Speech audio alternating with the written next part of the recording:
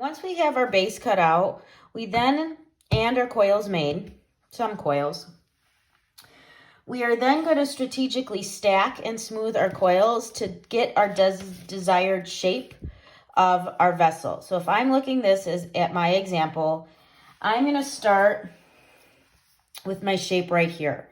This foot ring comes later. So that little foot ring will attach later. So right now I'm looking at this curve going, okay, this is the bottom.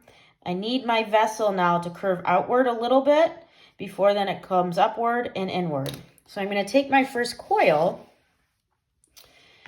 and I'm going to stack that right on top of my base, but to the outside of a little bit as well. And I'll show you that in a minute. Any excess clay you can cut off or pinch off. So I'll cut off this one. I'll put that there. So on the outside, if you look at it like this, it's still on top of, but it's to the outside of. Then, wherever you can find your excess clay, you're going to grab that clay gently and smooth and push that clay up into your coil.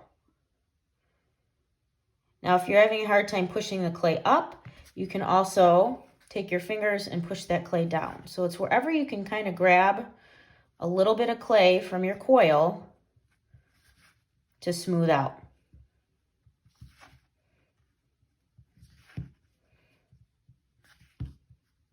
And this is what it's going to allow the clay to stick together and hold its shape.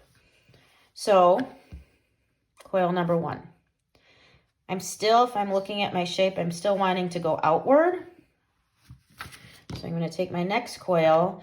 I'm going to be mindful of wherever that seam was and make sure I don't have it line up again right there. So I'll start my coil over that seam to have the opening end somewhere else. You can also pinch the clay off if that is more. So again, it's kind of on top of, but it's moving outward because my shape moves outward. And then I'm going to take the clay and pull that clay or push that clay down.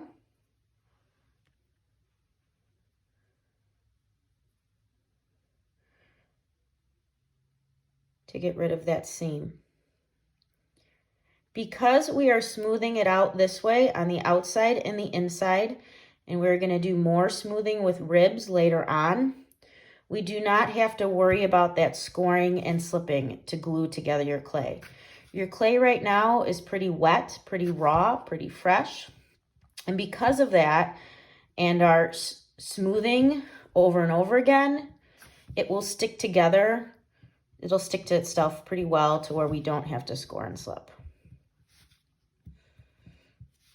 So I'm going to keep doing that and keep looking at my vessel saying, okay, well, it's starting to go outward. I probably still want it to go outward a little more. So then my next coil, I'm going to push outward again. So I'm still putting the coil on top of, but to the outside of. So you see how that goes outward. Now the excess clay overhangs here, so I'm actually able to pull that clay up. You're only wanting to take a little bit. You're not wanting to apply a lot of pressure as you do this.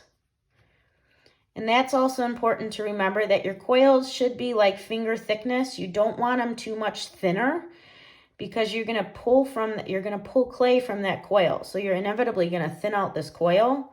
So you don't want it super, super thin to begin with. Again, I'm looking wherever that excess clay is. I'm going to smooth that out. You are going to smooth every 1 or 2 layers. And this will help keep your shape and help you reference your design. So we want to work slowly. The other thing that you'll probably do a little bit is as you work is you'll go back to that pinching method. So if you have to kind of adjust your shape a little bit to get it to line up to more of your planned design, you can do that as well.